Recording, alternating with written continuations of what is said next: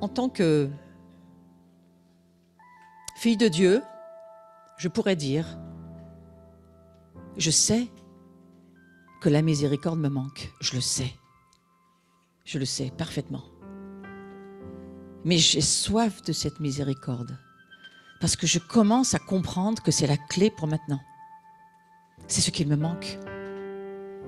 Et c'est pourtant ce cœur, et on va le voir ce matin, de Dieu, déjà pour Israël à la base. Oh, cette miséricorde que Dieu a pour Israël, que je ne comprends pas, mais que j'aime. Parce que s'il le fait pour Israël, il le fera pour nous. Waouh! Alors Dieu, qui est riche en miséricorde, alors ce matin, je vous propose juste une chose, contempler le mystère de la miséricorde. J'ai cherché mon titre jusqu'à ce que je trouve enfin ce que je crois que Dieu voulait nous dire. Est-ce que tu veux contempler le mystère de la miséricorde de Dieu? Et Dieu qui est riche en miséricorde à cause du grand amour dont il nous a aimés, nous qui étions morts par nos offenses. Donc là, ça s'adresse à des morts qui ont la conscience qu'ils sont morts. C'est une des premières choses. Ayez la conscience que vous étiez morts. J'irais jusqu'à dire, plus que ça, nous étions ténèbres. Très peu de gens le voient, mais nous étions ténèbres sans Dieu. Il nous a rendus à la vie avec Christ, par grâce, et c'est par grâce que vous êtes sauvés. C'est le verset qu'on a choisi pour cette maison, cette année. Et j'aimerais juste dire que Jésus-Christ, il est le visage de la miséricorde du Père. Il est la face. Le mystère de la foi chrétienne, il se situe là, tout entier dans cette contemplation du mystère. Mystère de cette miséricorde. Et c'est vrai que j'ai parlé depuis plusieurs mois avec des personnes, qu'est-ce que tu penses de la miséricorde? Et beaucoup m'ont dit, mais ça c'est un truc catholique. On ne sait pas. Dans le monde évangélique, la miséricorde, c'est un truc catholique, on ne comprend pas trop, c'est quelque chose on ne sait pas. Moi, j'ai fini par comprendre que c'était juste Dieu, la miséricorde. C'est Dieu. Et donc je cherche, moi-même, je cherche. Donc je ne vous fais pas une leçon. Je vais essayer de la contempler avec vous, parce que je ne la connais pas, mais je veux la rencontrer. Et puis, lorsque j'ai prié pour cette conférence, évidemment, c'était pas... mais voilà, c'était clair que Carlos porte cet appel, de la partager avec nous, cette miséricorde, mais j'ai aussi vu Paul André. Parce que frère Paul André, je t'ai connu dans ta maison. Vous n'auriez pas su qui il était. D'ailleurs, je n'ai pas su avant que tu me dises. Viens t'asseoir à côté de moi. Je dis, mais oui, où tu veux. Mais où est la personne en charge? Mais c'est moi. Ah d'accord. J'ai aucune idée, ça ne se voit pas. Je pense que Jésus est comme ça. Jésus, tu ne sais pas qu'il est le boss. Il y a trop de miséricorde. Alors, le Père, juste des petites choses que je vais vous amener comme ça. Je vous dis, nous voyageons ce matin. Faisons un voyage. Je ne vous fais pas une étude biblique. Nous voyageons dans la parole de Dieu. Mais voilà ce que Dieu nous dit. Et c'est dans Luc. Soyez miséricordieux. Comme votre Père. Est-ce que c'est marqué qu'il a de la miséricorde? Ah non, non, non, non. C'est un verbe d'état. Il est miséricordieux. C'est sa nature. Donc je me réjouis tellement de savoir que Dieu est miséricordieux, que c'est sa nature, et que ma confiance, je la mets dans cette miséricorde. Vous entendez et vous entendrez beaucoup de choses dans cette saison. Si vous ouvrez un petit peu certaines voix sur les réseaux ou autres prophétiques, vous allez entendre un tas de choses. Il y a beaucoup de choses, moi, que j'entends pas. Mais j'entends ça. Moi, je suis miséricordieux. Et je crois que Dieu ne change pas. Donc, il n'est pas moins qu'avant, il n'est pas fatigué, il n'en a pas marre de sa miséricorde. Et je suis assez contente qu'il n'en ait pas marre. Parce que moi, des fois, j'en ai marre. Mais pas lui. Et quand on n'en peut plus, il faut se mettre en lui. Comme ça, il nous transfère, télécharge Est-ce que vous pouvez lever votre doigt et dire « Télécharge-moi un peu maintenant là, de la miséricorde ». Je crois énormément au téléchargement. J'y crois parce que je suis dans le cloud moi aussi. Et toutes mes sauvegardes sont dans le cloud. Donc je sais que la miséricorde, il l'accorde à ton niveau de faim et de soif. Et ce que je souhaite, c'est que durant toutes ces heures qui vont passer jusqu'à dimanche, ta soif va grandir. Laisse-lui de la place. Après avoir révélé son nom à Moïse, comme Dieu tendre et miséricordieux, tendre, je ne sais pas, qu'est-ce que dit vraiment l'hébreu, mais moi j'aime ce mot, alors je le garde. Tendre, il est tendre. C'est mieux que dur, non? Il est tendre. Quand on dit à quelqu'un, mais tu es tendre, dis à ton voisin, il faut le devenir. Il faut le devenir. Tendre. Quand on est tendre dans les couples, quand on se fait miséricorde entre frères et sœurs. Et quand vous entendez tout ce que vous entendez à propos de ces histoires actuelles, mais soyez tendres, comme le Père, il est tendre. Lent à la colère. Hein? Plein d'amour et de vérité. Il n'était pas obligé de mettre plein. Il a de l'amour. Non, plein d'amour. Moi, je voyage dans ces mots. Plein, rempli, tendre. Non, ne pensez pas au dîner, là, c'est à Jésus dont on parle. C'est Jésus dont on parle. Je saisis quelques pensées qui voyagent. Restez avec Jésus. Je vais vous lire quelque chose qu'a écrit le pape François. Oui, je lis parfois ce qu'il écrit, c'est possible. L'histoire du péché n'est compréhensible qu'à la lumière de l'amour qui pardonne. L'histoire du péché n'est possible qu'à la lumière de l'amour qui pardonne. Si tout restait cantonné au péché, nous serions les plus désespérés des créatures. Vous savez, les animaux parlent dans la Bible, alors on peut écouter tout le monde. C'est une parole qui touche ton cœur, laisse-la toucher ton cœur. Alors que la promesse de la victoire de l'amour du Christ enferme tout dans la miséricorde du Père. La promesse de la victoire de l'amour du Christ confine tout, enferme tout dans cette miséricorde. Est-ce que nous pourrions nous confiner dans la miséricorde de Dieu? Alors, la nature divine de Dieu, tendre et miséricorde, pleine d'amour et de vérité. Lorsqu'est venue la plénitude des temps, c'est ce que nous dit Galates, quand tout fut disposé selon son dessein de salut, il envoya son fils, né de la Vierge Marie, ou Myriam, parce qu'elle s'appelait Myriam, on l'appelle Marie, pour nous révéler de façon définitive son amour. Est-ce que tu peux saisir cette invitation de Dieu, révéler, demandant une révélation définitive? Nous sommes dans des temps finitifs. Et je crois que tu veux révéler une plénitude, un accomplissement. Oui, les choses sont dans l'accomplissement cette année. Beaucoup de choses s'accomplissent. Et pourquoi pas cette miséricorde? Dans un accomplissement que nous ne connaissons pas. Alors nous allons lire ce verset de Galates. Lorsque les temps ont été accomplis, Dieu a envoyé son Fils, né d'une femme, né sous la loi, afin qu'il rachetât ceux qui étaient sous la loi. Afin que nous ressuscions, alors là j'ai mis une autre, j'ai gardé cette version, mais je croyais que je l'avais changée, mais on peut le lire comme ça, afin que nous ressuscions l'adoption. Pourquoi? Parce que vous êtes fils, vous êtes fille. Donc ça veut dire, nous avons, passé composé, reçu l'adoption. Dieu a envoyé dans nos cœurs l'esprit de son Fils, lequel crie « Abba, Père ». Alors tu n'es plus esclave, mais fils. Et si tu es fils, tu es aussi héritier par la grâce de Dieu. Fils, fille, c'est la même chose. Héritier par la grâce de Dieu. Cette miséricorde fait que tu es adopté. Et il n'y a pas de discussion, il n'y a pas de prière à faire. Il y a juste dire merci. Dites merci. Merci. Merci. Merci. Moi je dis toujours merci aux trois. Ils sont trois. Merci au Père, merci au Fils et merci à l'Esprit Saint. Vous savez, dans un couple, si vous dites toujours merci au même, l'autre, il est un peu frustré quand même. Il se dit, peut-être avoir des merci de temps en temps, non? Vous voulez dire avec moi merci au Père, merci au Fils, et puis merci à l'Esprit Saint. 3 personnes différentes.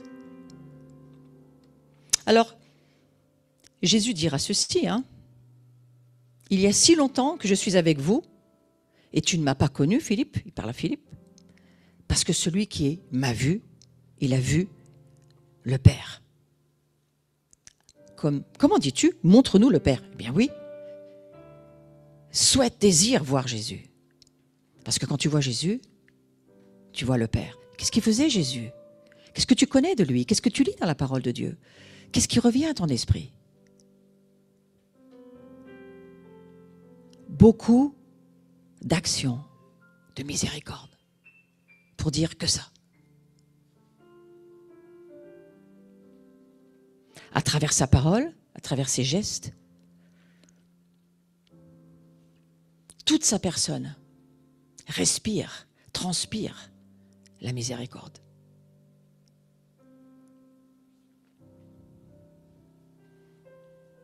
Et nous avons toujours besoin de la contempler. Contemplons-la encore. Contemplons Jésus. Contemplons. Moi, pourquoi j'aime cette icône? Parce que je contemple Jean, qui met son oreille sur la poitrine de Yeshua. Vous savez, nous, la maison de Jean, Jean qui vivait à Patmos et à Éphèse, a mis ses mains sur Polycarpe, son premier disciple, qui directement, très vite, a mis ses mains sur Pothin. Qui est Pothin? Saint Pothin, premier évêque de Lyon, qui vivra vieux, qui aura une vie de miracle et qui mettra ses mains sur Irénée. C'est notre histoire. Oui, toute notre histoire commence en Israël, mais elle continue aussi au travers des pères et des mères d'Église.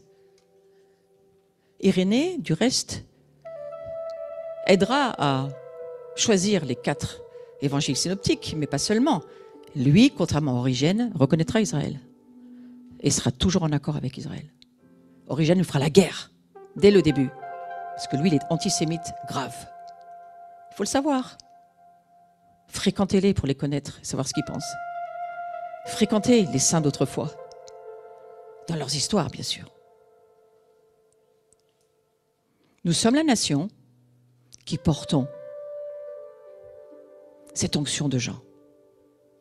Et ça fait des années que nous cherchons à la vivre, à la voir, à la recevoir, à la transmettre. C'est ça, cette maison, hein, je vous mets un peu dans le contexte. C'est la 7e année. Et nous avons eu beaucoup de frères et de sœurs qui sont passés ici et qui nous ont embellis. Comme dit Carlos, j'aime beaucoup ta façon de dire ça. On a embelli les uns les autres. C'est beau. Elle est la source de joie, de sérénité, de paix. Elle est la condition de notre salut, cette miséricorde. Demande à ton cœur où est-ce qu'il en est de cette miséricorde.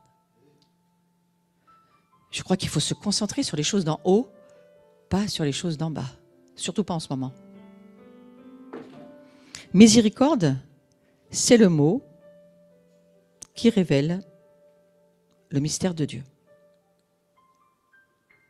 C'est celle-ci qui est prise en photo. La miséricorde de Dieu. C'est l'acte ultime et suprême par lequel Dieu vient nous rencontrer.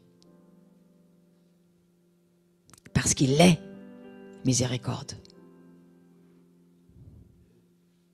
Contemplez-le. Contemplez Yeshua.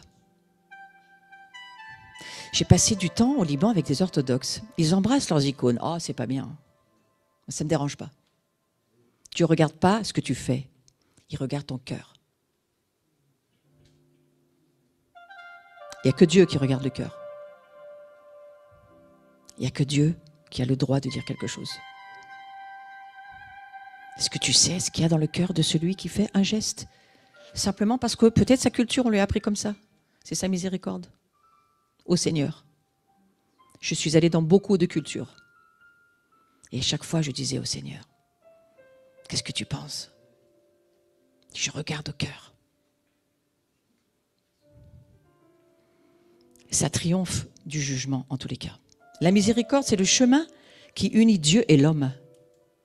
C'est un chemin, la miséricorde. Évidemment, on ne peut pas la recevoir par une imposition des mains. Non, elle se cherche, elle se contemple, elle s'apprend, elle se travaille. J'ai presque, pourrais dire presque, on accouche de la miséricorde. C'est quelque chose qui est vrai, vivant en nous. Parce que Christ est vivant en nous. C'est le chemin qui ouvre le cœur à l'espérance d'être aimé pour toujours, malgré notre péché. Et je crois que le monde dans lequel nous sommes aujourd'hui, le monde chrétien, doit ouvrir ses entrailles pour tous les pécheurs, quels qu'ils soient. Je me suis beaucoup posé cette question, mais enfin Jésus, il est venu au temps où le Père l'a décidé. Mais maintenant, il y a le Saint-Esprit.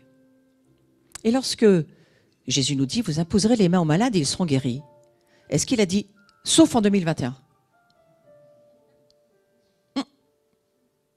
Peut-être même pas en 2022. C'est pas permis.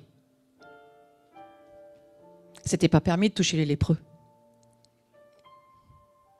Il les a embrassés. Parce que la miséricorde triomphe. La miséricorde triomphe. Il faut l'entendre de Dieu, je suis d'accord. Faites pas n'importe quoi, mais la miséricorde triomphe. Moi, c'est mon chemin depuis beaucoup d'années. Et je me perds, moi, dans cette miséricorde. Un jour, j'ai posé la question à Dieu, est-ce que la grâce a des limites? Ça m'arrangerait bien qu'elle ait des limites. Surtout pour mes enfants, quand je suis dans l'éducation. J'étais dans l'éducation de mes grands-enfants, adolescents à l'époque. Et je disais à Dieu, est-ce que je pourrais arrêter ta grâce là? Il m'a fait, non. Oh. On se noie dans sa grâce.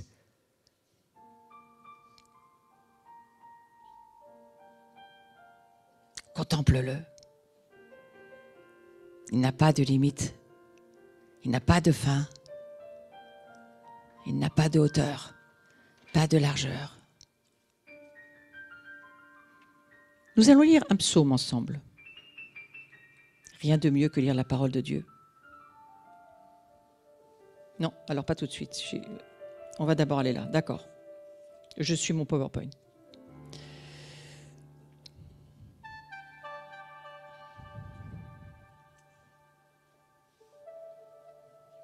Ah, c'est ici. Comment Dieu agit dès le commencement de notre histoire. Après qu'Adam et Ève eurent péché, Dieu n'a pas voulu que l'humanité demeure seule, en proie au mal. On pourrait dire Amen. Alors, voilà. Dès le commencement, nous ayant prédestinés dans son amour à être ses enfants d'adoption, ce que j'ai lu tout à l'heure, par Jésus-Christ, selon le bon plaisir de sa volonté.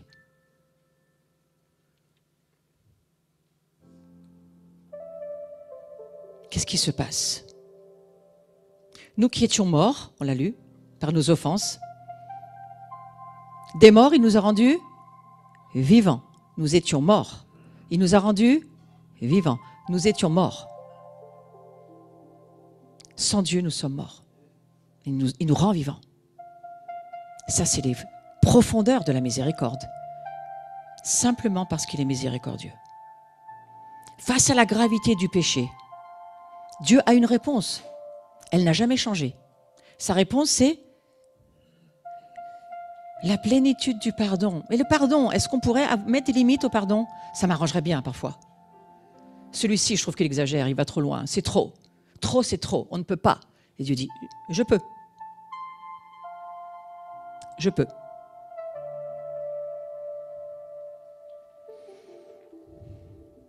C'est parfois fatigant, cette miséricorde.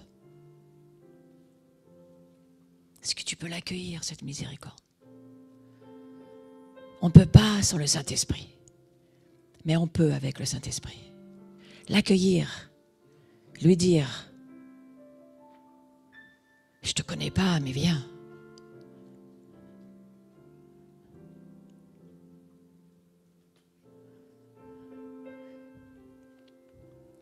Le Seigneur m'a parlé au travers de Sainte Faustine que je ne connaissais pas, il y a 6-7 mois.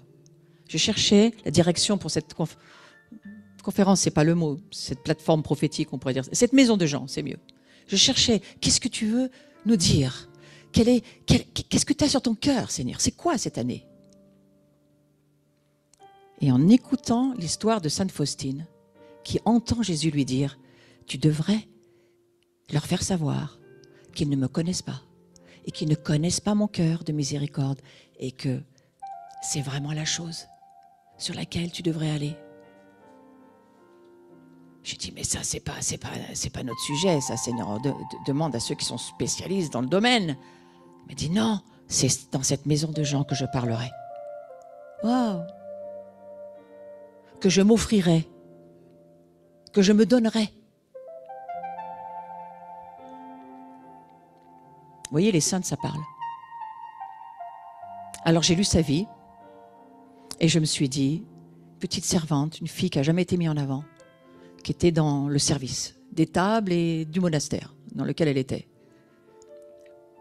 Personne ne la connaît, sauf ceux qui cherchent. Mais son message a été immense. Est-ce que tu pourrais toi-même être ce chauffard, ce souffle, ce message pour cette fin des temps? Pour porter sa miséricorde. Porte sa miséricorde. C'est juste une proposition qu'il te fait, il ne t'oblige pas. Mais je crois qu'il nous le propose.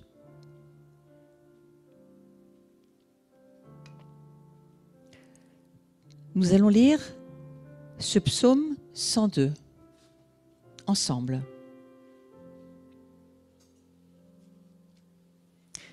Et donc, nous allons nous lever parce que ça va nous faire du bien. Nous allons le lire ensemble à haute voix. Et peut-être même Laurent le chantera, le psalmodiera après nous. Mais d'abord, je crois qu'il faut le parler. Pour toi et pour les autres. On va le lire ensemble. Car il pardonne toutes tes offenses. Il te guérit de toute maladie. Il réclame ta vie à la tombe. Il te couronne d'amour et de tendresse. Le Seigneur est tendresse et pitié, lent à la colère, plein d'amour. Il n'est pas pour toujours en procès, ne maintient pas sans fin ses reproches. Il n'agit pas envers nous selon nos fautes, ne nous rend pas selon nos offenses. Comme le ciel domine la terre, fort est son amour pour qui le craint. Vous pouvez vous asseoir.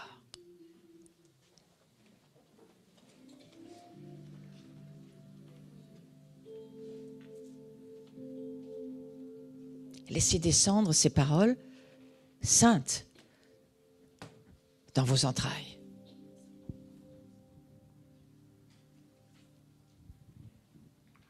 Mon âme bénit l'Éternel.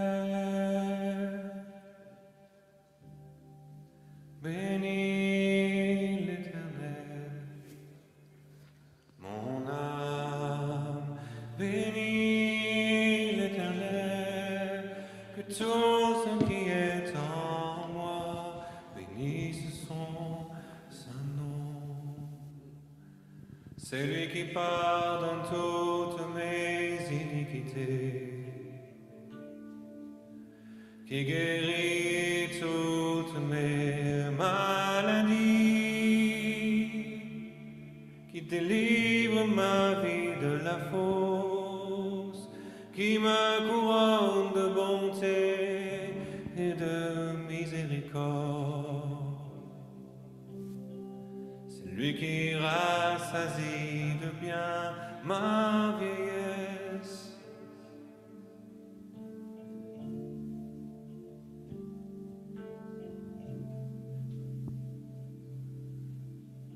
Lent à la colère et riche en bonté. L'Éternel est miséricorde et compassion, lent à la colère et riche en bonté. L'Éternel est miséricorde et compassion.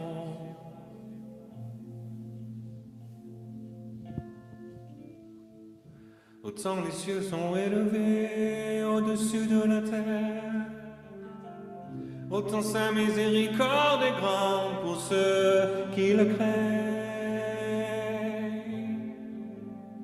Autant l'Orient est éloigné de l'Occident, autant il éloigne de nous nos transgressions. Comme un père qui a compassion de ses enfants, l'Éternel a compassion de ses enfants, l'Éternel a compassion de ceux qui le craignent. Car il sait de quoi nous sommes formés, il se souvient que nous sommes poussière.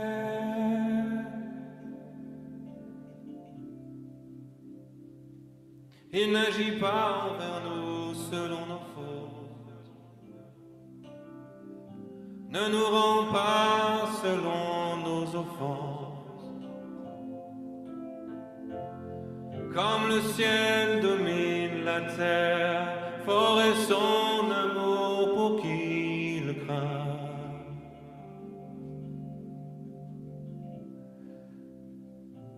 La bonté de l'Éternel durera jamais pour ceux qui le craignent, et sa miséricorde pour les enfants de leurs enfants. Et la bonté de l'Éternel durera jamais pour ceux qui le craignent, et sa miséricorde pour les enfants de leurs enfants, pour ceux qui gardent son alliance et se souviennent de ses commandements afin de les accomplir. Bénissez l'Éternel, vous toutes ses armées. Bénissez l'Éternel, vous toutes ses œuvres, dans tous les lieux de sa domination. Mon âme bénit l'Éternel. Bénissons l'Éternel. Mon âme bénit l'Éternel. Prenons ce temps, nous l'avons. Mon âme bénit l'Éternel. Mon âme bénit l'Éternel. En chantant, vous ouvrez la porte de la miséricorde. C'est une porte, la miséricorde. Bénit l'Éternel. Et votre âme s'ouvre, et la porte s'ouvre. Bénit l'Éternel. Le Dieu d'Israël et toutes ses alliances. C'est à cela. C'est à cela.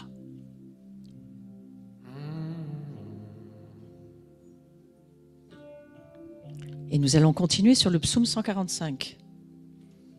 Alors je vais vous demander de vous relever. Eh oui, vous vous êtes souvent moqués, hein, on s'assoit, on continue. On se lève de nouveau et nous allons parler ce psaume 145. Alors, on va peut-être simplement lire ensemble ce qui est sur le visuel. Et puis on laissera Laurent de nouveau nous amener dans un temps de contemplation. On lit ensemble ?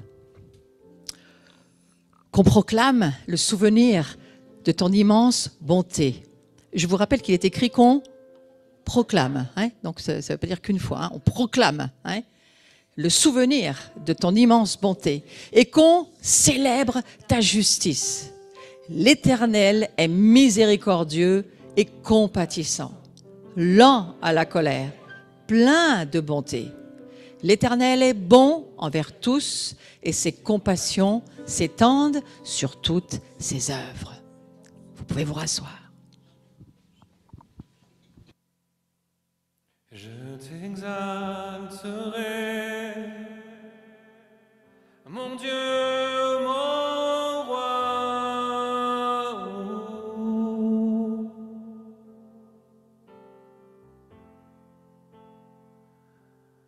Et je bénirai ton nom à jamais.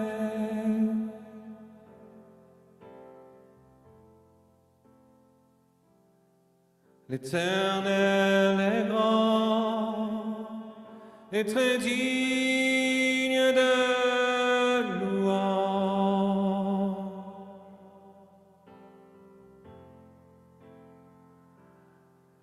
Je dirai la splendeur glorieuse de ta majesté. Je chanterai tes merveilles. On parlera de ta puissance redoutable. Et je raconterai ta grandeur, qu'on proclame le souvenir de ton immense bonté, et qu'on célèbre ta justice. L'Éternel est miséricordieux et compatissant, lent à la colère et plein de bonté. L'Éternel est bon envers tous, et ses compassions s'étendent sur toutes ses œuvres.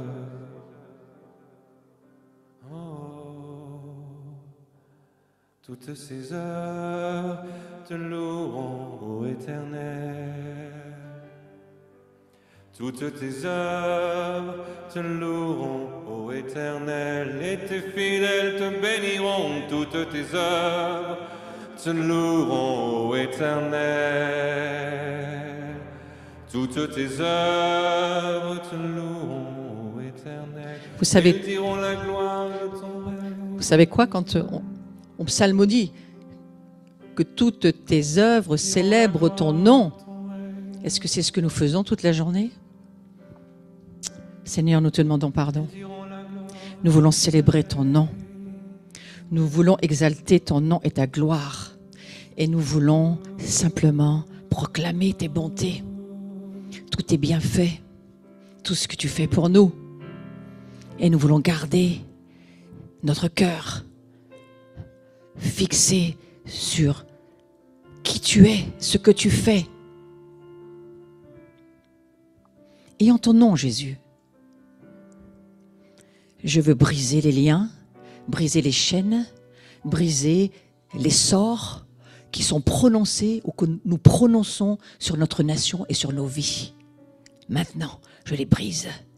Toutes ces paroles de mort, ces paroles qui nous enchaînent, ces paroles qui nous lient au monde démoniaque, dans cette psalmodie, alors que nous sommes en train d'adorer, d'exalter ton nom, nous brisons et nous nous détachons de toute parole mauvaise, de toute parole qui vient de l'enfer.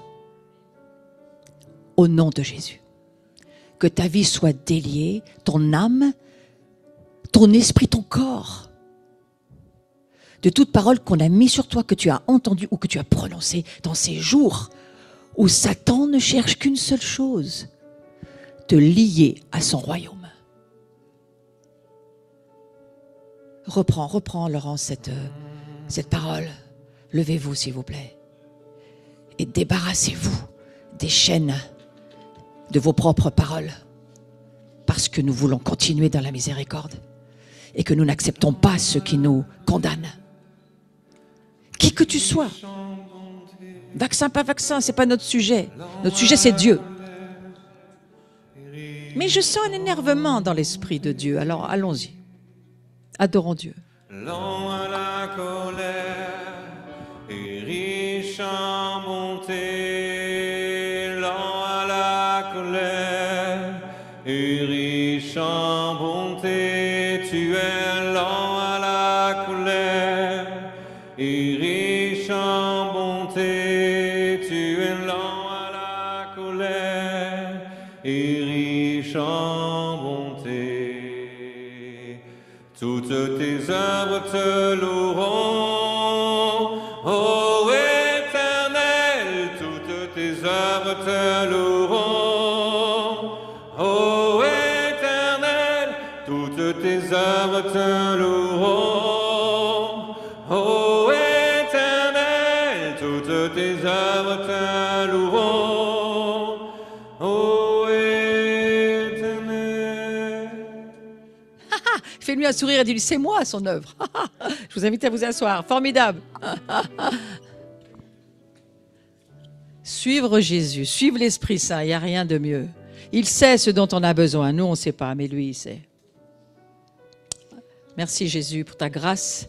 Merci pour ta présence ici. On va passer au psaume. Alors celui-ci, on l'a fait, on va avancer. Voilà, 147. On va le lire et vous restez assis. On y va? Il guérit ceux qui ont le cœur brisé et il pense leurs blessures. Il compte le nombre des étoiles, il leur donne à toutes des noms. Notre Seigneur est grand, puissant par sa force.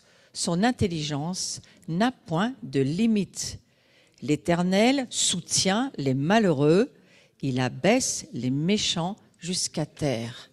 Amen. Ces quelques psaumes proclament cette miséricorde de Dieu comme une réalité concrète à travers laquelle il révèle son amour comme celui, on pourrait dire, d'un père et d'une mère, les deux. On peut sentir cet amour de père, mais aussi de mère.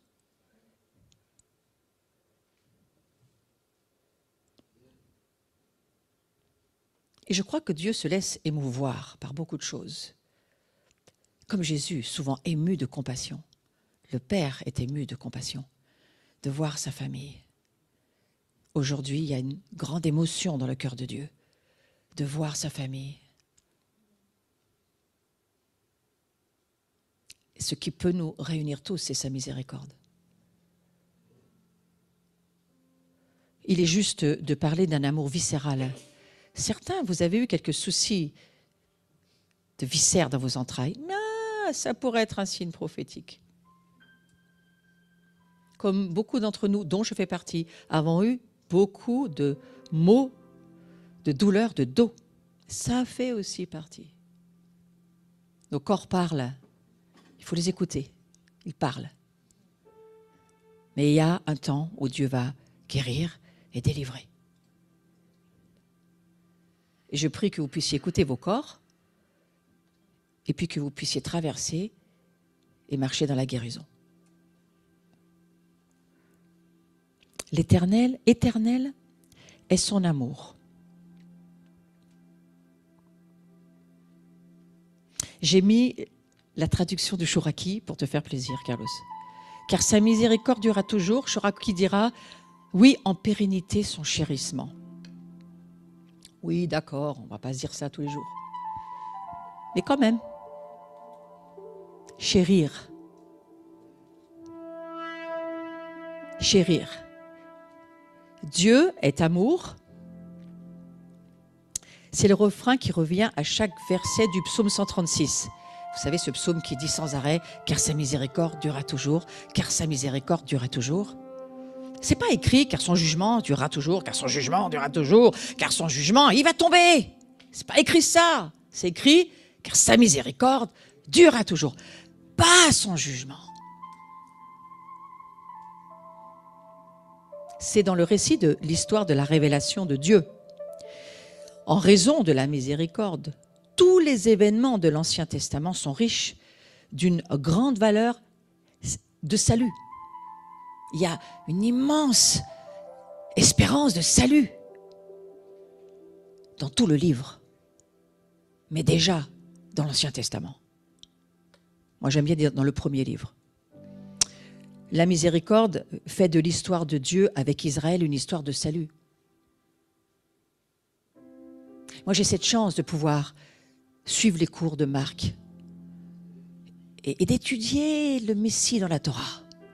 Cette histoire de semence, cette histoire de pensée de Dieu quel horloger, quel bijoutier, il sait faire, il trouve des personnes pour nous faire comprendre dans toute l'Écriture le Messie et comment il n'a jamais lâché l'affaire dans sa pensée. C'est une pensée constante de miséricorde, constante. Ça, je l'ai compris en t'écoutant. Même si ce n'est pas le message que tu fais forcément passer, c'est ce que j'ai entendu. Il y a constamment cette attente. Est-ce qu'ils vont voir qui je suis? Est-ce qu'ils vont comprendre ce que je fais? Est-ce qu'ils vont saisir? Je suis un père et j'ai un cœur de mère.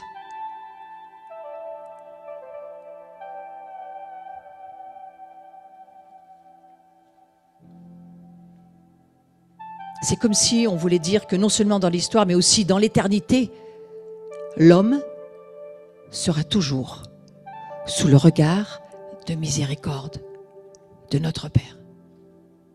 Toujours. On sera toujours, éternellement, sous ce regard de miséricorde que je ne comprends pas.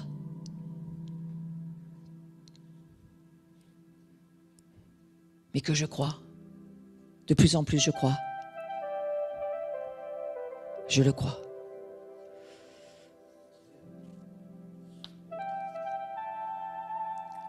La mission que Jésus a reçue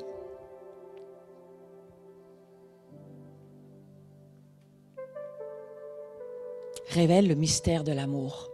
Je ne vous apprends rien, mais je vous le dis encore une fois.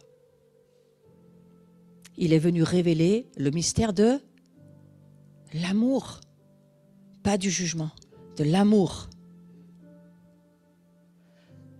Je ne dis pas qu'il n'y a pas de jugement, il y en aura un, mais pas maintenant. Ce n'est pas maintenant. Et moi, je parle au niveau prophétique pour maintenant. Je ne parle pas pour demain. Je parle pour maintenant. Dieu veut sauver maintenant. Il ne nous demande pas de faire de la bonne aventure. Il nous demande de dire maintenant, révèle qui je suis à ce monde. Le Père que je suis maintenant. Nous faisons une petite erreur de temps lorsque nous voulons toujours annoncer un avenir qui n'est pas pour maintenant et qui ferme la porte à la miséricorde.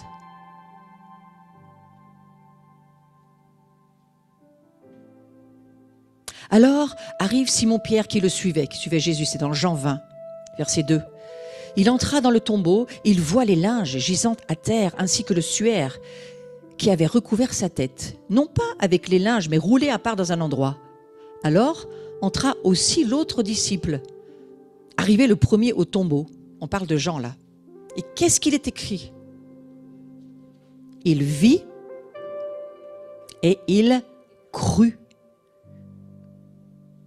Alors ça veut dire qu'il ne croyait pas avant? Eh bien, c'est possible qu'il ne croyait plus tant que ça lorsque Jésus est mort. Parce que si vous faites une étude de texte que je ne vais pas faire maintenant, les mots ne sont pas les mêmes. Il ne s'agit pas de cette même révélation de croire. Au moment où Jésus meurt, qu'il se retrouve avec ses frères, il a une perte de foi, Jean. Mais là, il croit. Et nous avons besoin de voir et de croire qui est Dieu, qui est Jésus, comme Jean l'a vu et a cru. Ça signifie quoi? La suite nous le dit. Il ne savait pas encore, d'après les Écritures, qu'il devait ressusciter d'entre les morts. Il l'avait dit beaucoup de fois, Jésus. Vous savez, avec tout ce qu'on entend, tout ce que lui-même a entendu, qu'est-ce qu'il croyait vraiment?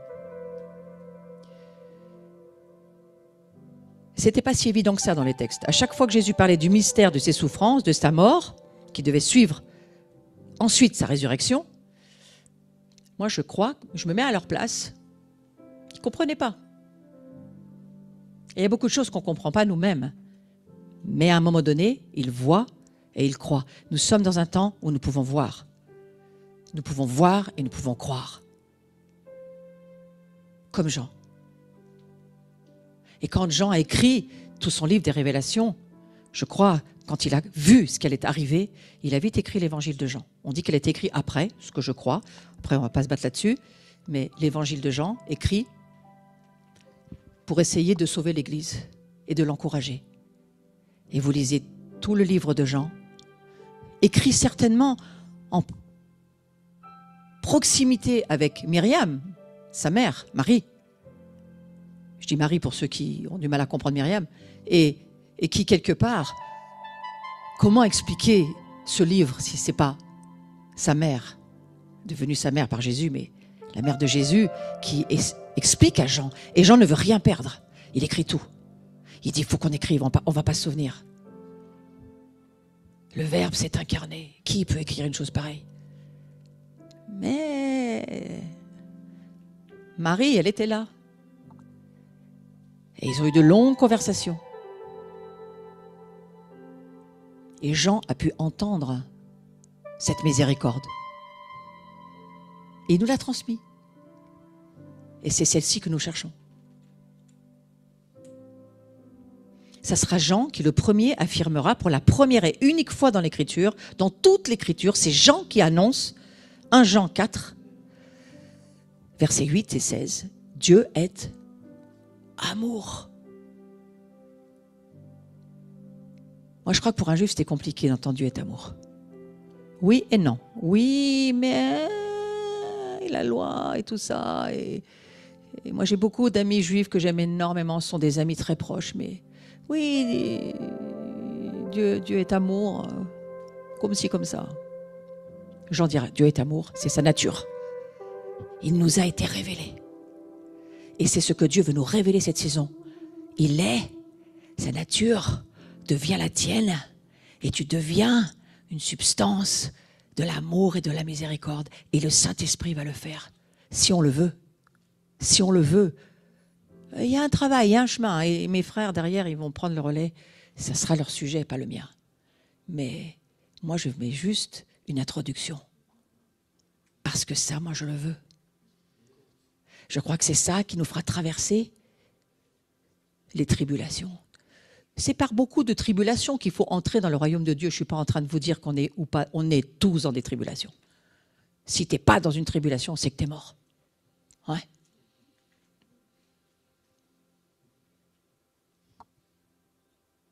Face à la multitude qui le suivait, Jésus, voyant qu'il était fatigué, qu'est-ce qu'il fait?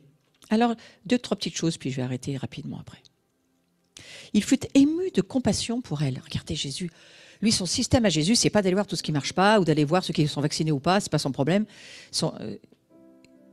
Il est ému de compassion. Et il a des entrailles qui travaillent tout le temps. Ça, moi, c'est le Jésus que j'aime. Hein. Il voit une grande foule, de nouveau, dans Matthieu 14, ému de compassion pour elle. Qu'est-ce qu'il fait? Mais il guérit les gens. Parce que c'est la seule chose qui voilà. Comment aider quelqu'un qui est malade? Guéris-le. Comment aider un enchaîné? Délivre-le. Comment ramener quelqu'un qui est dans la dépression? Eh bien, ramène une onction de vie et de joie. Moi, je vois Jésus comme ça. Vous aussi, j'en suis sûre. Ils ont faim. Eh bien voilà, tout le monde va manger. Ah non, on n'a pas assez, tu ne peux pas venir à la maison. Non, parce que on n'a pas assez.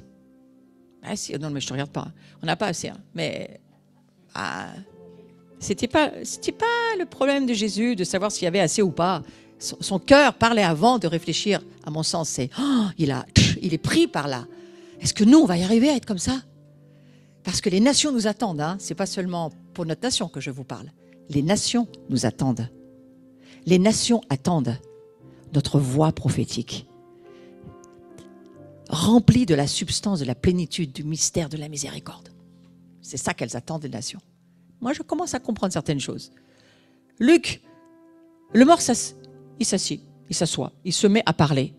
Et puis Jésus dit, tiens, voilà ton fils, tu vois, arrête de pleurer.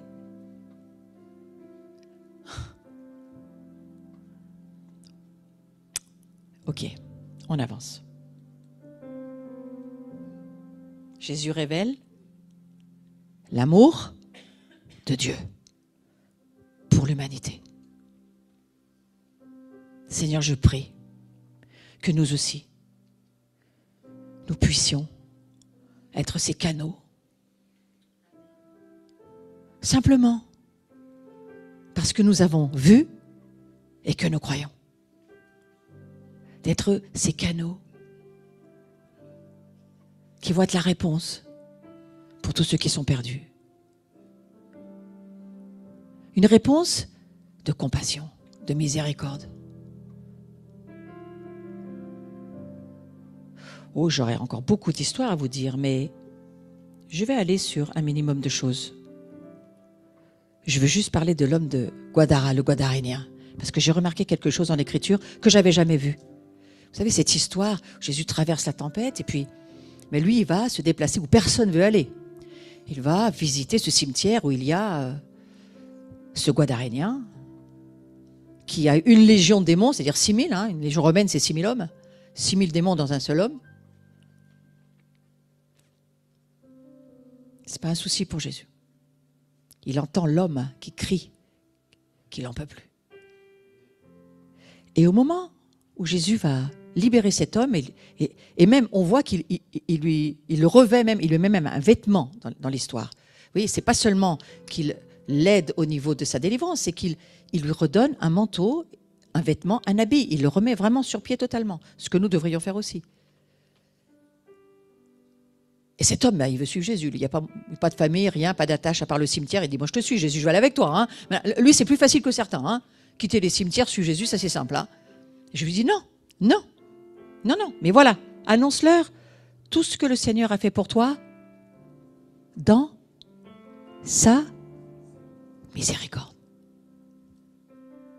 La seule chose que Jésus veut que le monde voit, c'est qu'il est miséricordieux. Que Dieu nous pardonne. Parce qu'on n'est pas comme ça.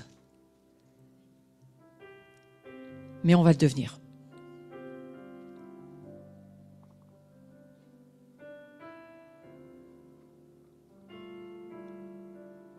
Je crois que le Père veut envoyer sa famille chercher ce que lui veut sauver. Il le veut. Le temps des nations se termine, mais le temps messianique est devant nous. Et nous sommes aussi là pour tous nos frères juifs qui ne connaissent pas leur Messie. On est là aussi pour eux. Pour les nourrir, pour les vêtir, pour les aider. Le pardon pour atteindre la paix du cœur. Accueillons donc la demande de l'apôtre Paul. Que le soleil ne se couche pas sur votre colère. Dieu est lent à la colère. Pourquoi êtes-vous rapide à la colère? Posez votre colère. Soyez lent à la colère. Dites au Seigneur, je ne veux plus me mettre en colère. Aide-moi. Je veux laisser cette miséricorde rentrer dans ma vie. Bien sûr qu'il y a beaucoup de choses qui bloquent cette miséricorde. Mais le Seigneur nous aide. Jésus qui a établi la miséricorde comme idéal de vie, comme critère de crédibilité de notre foi, dira ceci: heureux les miséricordieux, parce que nous obtiendrons la miséricorde. Donc c'est tout ce chemin de travail que nous allons voir ensemble, sur lequel Jésus nous attend. C'est un chemin, on a juste commencé ce matin. Quelques réflexions, quelques contemplations. Mais il y a un chemin que nous allons faire ensemble pendant 2 jours.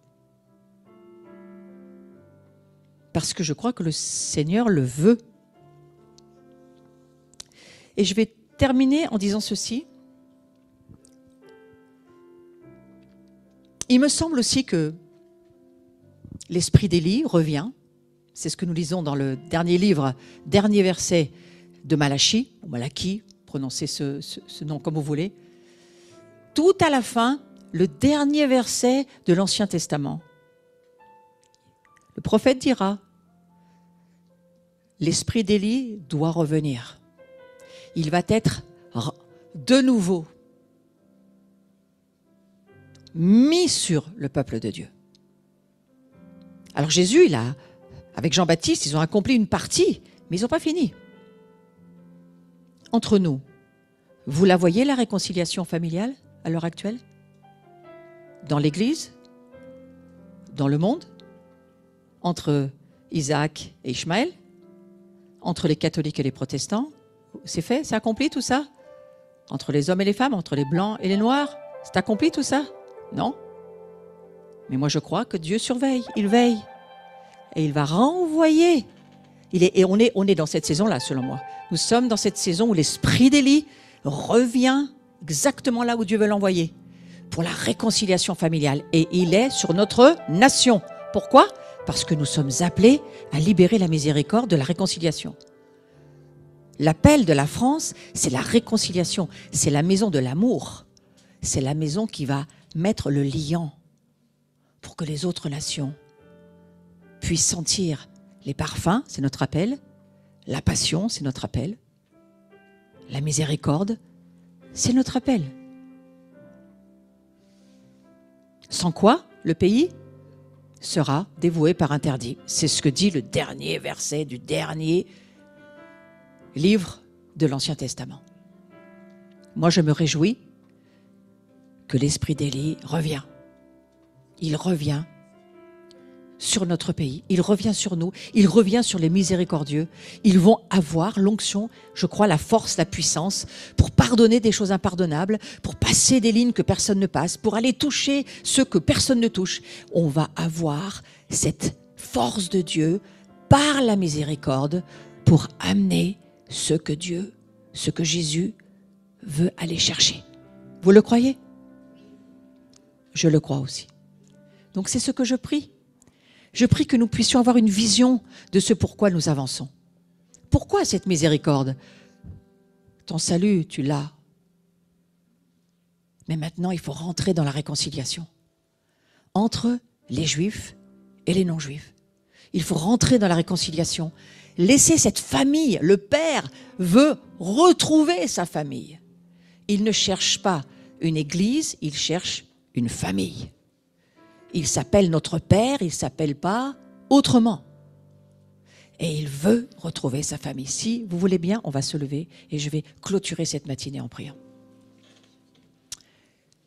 Père, Roi de l'univers, Père éternel, que nous aimons tant, je te remercie pour ta présence et la révélation par le Saint-Esprit que tu nous accordes de devenir cette famille, de le désirer, vouloir le devenir, nous laisser être transformés pour pouvoir le devenir. Te laisser étendre notre cœur, étendre l'espace de notre tente pour que nous puissions te laisser venir, régner. C'est ce que tu veux. Que ton règne vienne dans notre cœur. Que comme Jésus, nous puissions vivre cette kénose. Ce dépouillement, je te laisse sur le sujet, ce dépouillement. Comme Jésus l'a fait pour faire connaître ta miséricorde pour ce monde qui ne te connaît pas. Je prie que chacun d'entre nous, on ouvre les portes à ta miséricorde de notre cœur. Fais-le, Saint-Esprit. Ô Père des cieux, trouve ta famille. Aide-nous à marcher dans ta volonté parfaite. Que ton royaume vienne d'abord dans notre cœur. C'est là où il se situe. Puis Jésus viendra dans son propre royaume sur la terre. Mais nous, c'est dans notre cœur que ça se passe. Et que je puisse chérir, pas seulement Dieu, mais mon voisin. Qui qu'il soit. Quoi qu'il ait fait. Quel que soit le niveau où il en est, que je puisse avoir la compassion, la capacité d'aimer. Au nom de Jésus. Amen. Amen.